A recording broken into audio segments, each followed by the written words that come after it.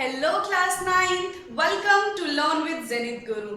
मैं हूं निक्की पंडित और आज की क्लास में हम करने वाले हैं इन टेक्स्ट क्वेश्चन। लास्ट क्लास में हमने चैप्टर कंप्लीट कर लिया था एक्सेप्ट क्वेश्चंस, जो कि आज हम उस क्लास में कर लेंगे। ठीक है, सबसे पहले हम इन टेक्स्ट क्वेश्चन करेंगे आज की क्लास में और नेक्स्ट क्लास में हम एक्सरसाइज क्वेश्चंस को डिस्कस करेंगे। स्टार्ट करते हैं आज की क्लास। तो सबसे पहला जो हमारा क्वेश्चन है वो क्या है? Why does a desert cooler cool better on a hot dry day? जो डेजर्ट कूलर होते हैं वो हॉट ड्राई डे में बेटर वर्क कैसे करते हैं, बेटर कूलिंग कैसे करते हैं? इसके पीछे का क्या रीजन है? तो इसके पीछे का रीजन है इवापोरेशन। जैसा कि आप सबने इवापोरेशन में पढ़ा होगा कि जब ह्यूमिड होता है ना, ह्यूमिड का क्या मतलब है? हमारे एनवायरनमेंट में जो वाटर की क्वांटिटी ज़्यादा होती है तो इवापोरेशन कम हो जाता है। क्यों? क्योंकि एनवायरनमेंट में एक कैपेसिटी होती है, एनवायरनमेंट के पास कैपेसिटी होती है कि वो उतना ही वाटर को होल्ड कर सकता है। ठीक है, लेकिन अगर हॉट ड्राई डे है यानी कि हमारे एनवायरनमेंट में वाटर की अभी कमी है, वो और वाटर इवापोरेट कर सकता है, तो उस केस में क्या होता है? इवापोरेशन फास्टर होता है। तो वही इसका केस है। क्या हो जाएगा? Desert cooler cool better on a hot dry day.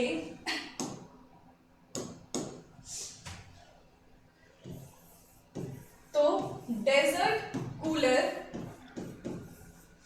Works on the function of evaporation. ठीक है, वो इवापोरेशन के उस पे वर्क करता है, फंक्शंस पे वर्क करता है। ओके, फिर the rate of evaporation increase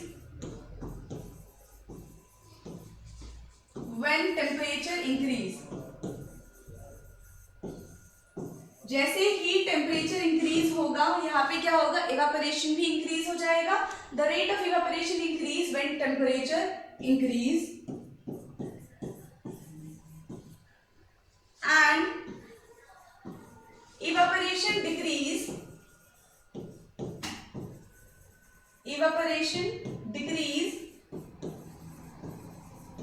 in humidity.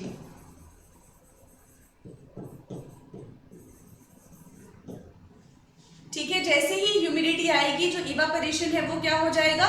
Decrease होने लग जाएगा। ओके, फिर इसमें हम और क्या लिख सकते हैं? इन हॉट ड्राई डेज,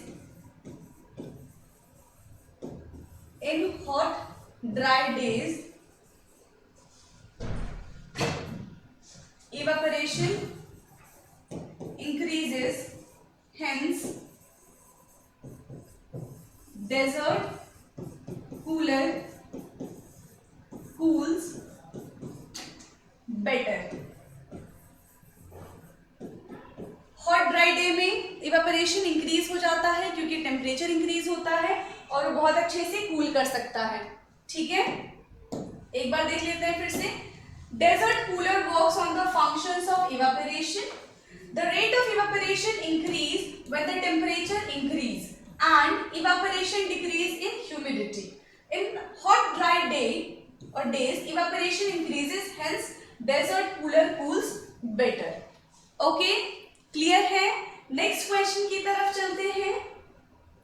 तो नेक्स्ट क्वेश्चन है हमारा, how does the water kept in an earthen pot, यानी कि मटका। आप सबके घर में होगा मटका, ठीक है, और अगर नहीं भी है तो आपने देखा होगा मटका, और इवन मटके का पानी भी पिया होगा, right? Become cool during summer. तो जब हम मटके में पानी रखते हैं तो वो क्या होता है? कूल हो जाता है, कुछ टाइम के बाद ठंडा हो जाता है। बहुत सारे लोग होते हैं जिनको फ्रिज का पानी अच्छा नहीं लगता उतना, लेकिन मटके का पानी बहुत अच्छा लगता है, उसका टेस्ट ही अलग होता है ना? आप सबने पिया होगा, राइट?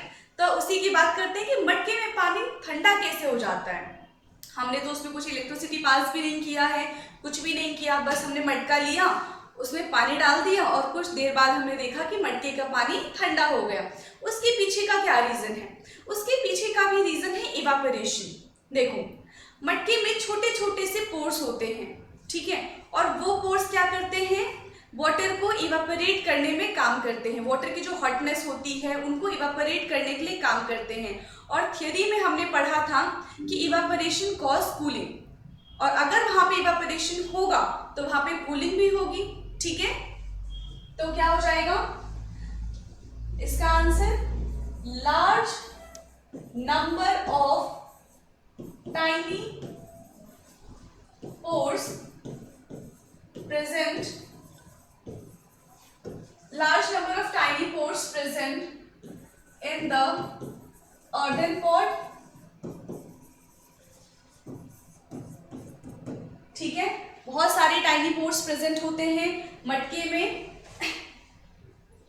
और large number of tiny pores present in the earthen pot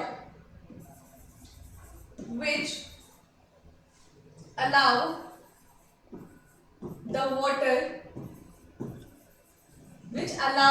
the water to evaporate more faster due to large surface, क्योंकि देखो जितना ज्यादा सरफेस एरिया होगा उतना ज्यादा एवापोरेशन होगा, ठीक है। तो मटके में क्या होगा कि लार्ज सरफेस एरिया होने की वजह से जो वाटर होगा वो उतना जल्दी इवापोरेट हो जाएगा, ठीक है। As we no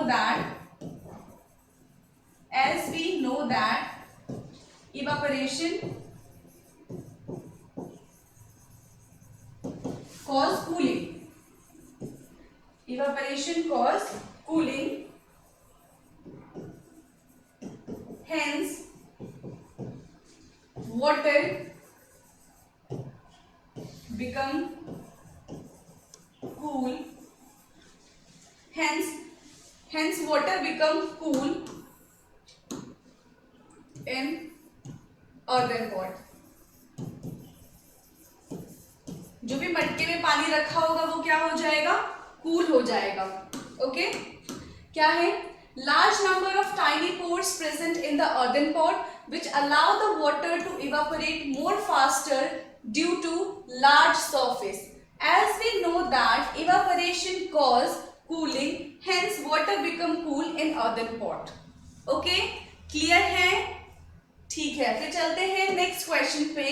next question है हमारा, why does our palm feel cold when we put some acetone or petrol or perfume on it? ये भी क्लास में डिस्कस किया था, ठीक है। जब हम परफ्यूम को अपने हाथों पे स्प्रेड करते हैं, या फिर एसीटोन हो गया या फिर पेट्रोल हो गया, तो फिर हमें कूल क्यों फील होता है? क्योंकि ये सारी चीजें क्या होती हैं, ये जितनी भी चीजें यहाँ पे लिखी गई हैं सबके सब वॉलेटाइल होती है नेचर में। अब वॉलेटाइल क्या होता है? वॉलेटाइल जो इजीली इवापोरेट हो जाए, ठीक है, जिसमें ज्यादा टाइम ना लगे। जैसे कि आपने देखा होगा कि अगर हम पेट्रोल, जैसे गाड़ियों में हम पेट्रोल का वो कैप खुला छोड़ देते हैं, ठीक है, उसकी जो टंकी होती है वो खुली रह जाती है, तो क्या होता है कुछ टाइम बाद आप देखोगे तो पेट्रोल का जो लेवल है वो कम हो जाएगा, और अगर ज्यादा टाइम तक खुला रह जाता है तो पूरा ही पेट्रोल गायब हो जाता है, ठीक है। या फिर अगर हम एसीटोन की बात करें, हम नेल पेंट रिमूवर की बात करें, ठीक है, एसीटोन अगर नहीं देखा है तो काफी बच्चों ने नेल पेंट रिमूवर देखा होगा, जिससे नेल पेंट हम हटाते हैं, तो वो क्या होता है अगर वो भी खुले में रह जाए तो वो भी क्या होता है, वॉलेटाइल है, वो भी उड़ जाता है ना। और जब हम उसे अपना नेल पेंट साफ करते हैं तो क्या होता है, वो बहुत ठंडा ठंडा फील होता है। इवन हम उसको बिना फ्रिज में रखे ही अगर अप्लाई करते हैं तो भी हमें कूल फील होता है, क्योंकि वो सारे के सारे जो सब्सटेंस है वो कैसे हैं, वॉलेटाइल है नेचर में, वो इजीली इवापोरेट होते हैं, और इवापोरेशन के साथ साथ वो क्या करते हैं, हमें कूलिंग प्रोवाइड करते हैं, ओके। तो यहाँ पे क्या हो जाएगा, acetone, petrol and perfume being volatile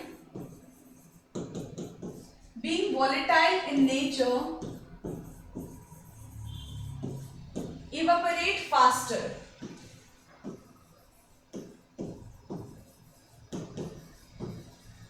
ठीक है, ये जल्दी इवेपोरेट हो जाएगा. ओके, एंड सेम इसका भी वही आंसर होगा. जब इवेपोरेट होगा तो हमें पता है इवेपोरेशन कॉज कूलिंग, तो हमें यहाँ पे कूल फील होगा. Okay, acetone, petrol and perfume being volatile in nature evaporate faster. ठीक है, and it absorb latent heat, जिसको हम क्या कहते हैं, हिडन हीट भी बोलते हैं, hidden heat. And it absorb latent heat from surroundings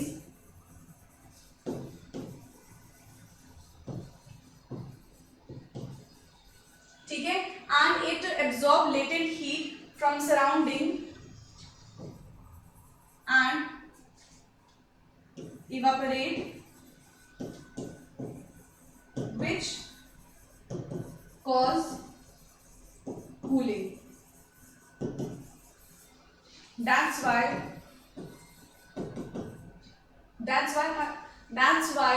we feel cold.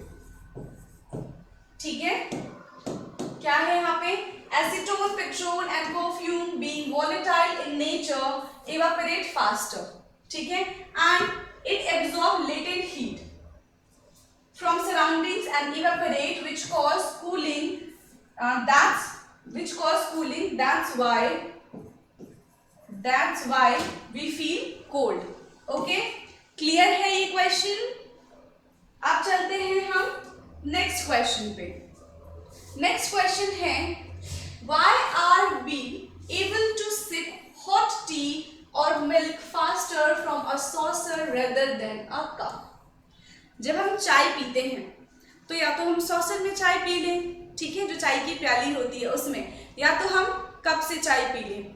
तो क्या होता है कि अगर हम कप से चाय पीते हैं तो वो बहुत देर में ठंडी होती है, तो हम बहुत धीरे धीरे करके पीते हैं. वहीं हम सॉसर में चाय पिए तो क्या होगा, वो बहुत जल्दी कूल हो जाएगा और हम जल्दी चाय या फिर कोई भी हॉट चीज़ जैसे मिल्क हो गया या फिर टी हो गया, हम उसको टेक कर सकते हैं. तो ऐसा क्यों है?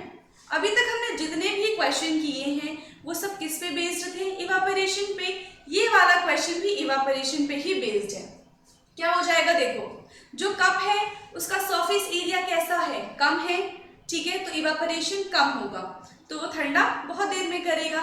वहीं जो सॉसर है उसका लार्ज सरफेस एरिया है, तो लार्ज सरफेस एरिया होने की वजह से इवापोरेशन फास्ट होगा, तो वो चीज़ जल्दी ठंडी हो जाएगी और हम जल्दी उसको इनटेक कर पाएंगे. ठीक है, तो इसका आंसर क्या हो जाएगा, सेम ही है. Be able to sip hot tea और milk faster than a saucer rather than a cup. ठीक है, तो क्या हो जाएगा, cup have small surface area than saucer. Cup have small surface or cup have smaller surface area. Cup have smaller surface area than saucer. ठीक है, larger the surface area, larger the surface area. इसको ठीक से लिख लेना, surface, larger the surface area, greater the evaporation area, greater the evaporation.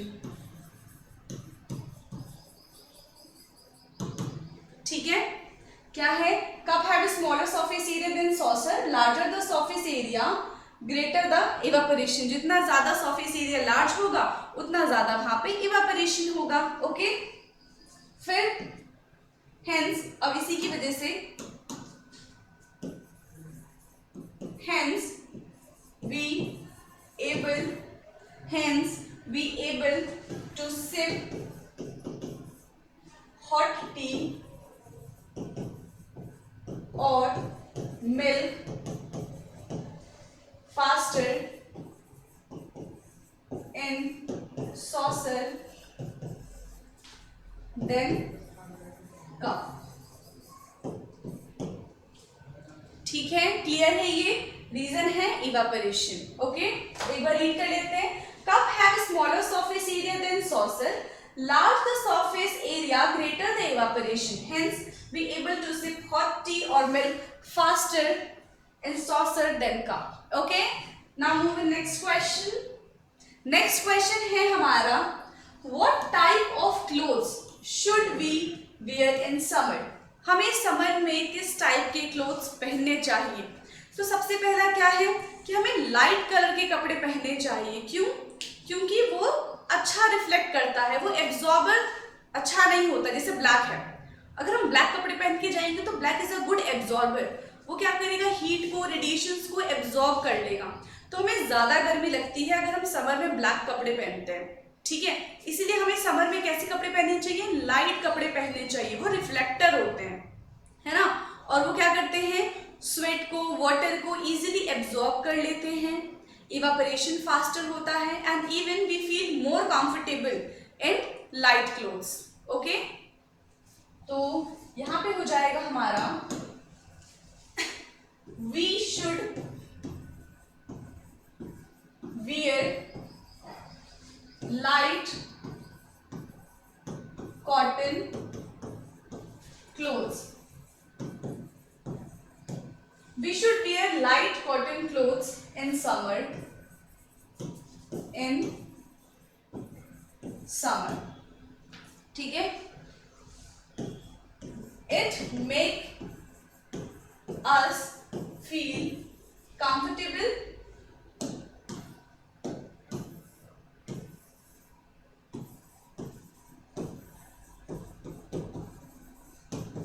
ठीक है, it make us feel comfortable. दूसरा, it is a good reflector.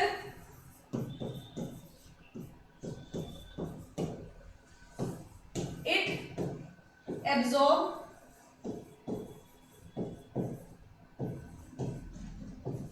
sweat and water easily. ठीक है, और it make us feel comfortable. It is a good reflector. It absorbs sweat and water easily. इसलिए हमें इसको पहनना चाहिए. ठीक है, और क्या हो सकता है? It evaporate faster. It evaporate faster due to pores between them and we feel cool. Okay, clear है? हमें इन सब वजह से जो गर्मी है उनमें कॉटन क्लोथ्स पहनने चाहिए. ओके, तो आज की क्लास में हमने इंटेक्स्ट क्वेश्चन कवर कर लिया है. ठीक है, बाकी मिलते हैं नेक्स्ट क्लास में एक्सरसाइज क्वेश्चन आंसर के साथ. Okay, thank you.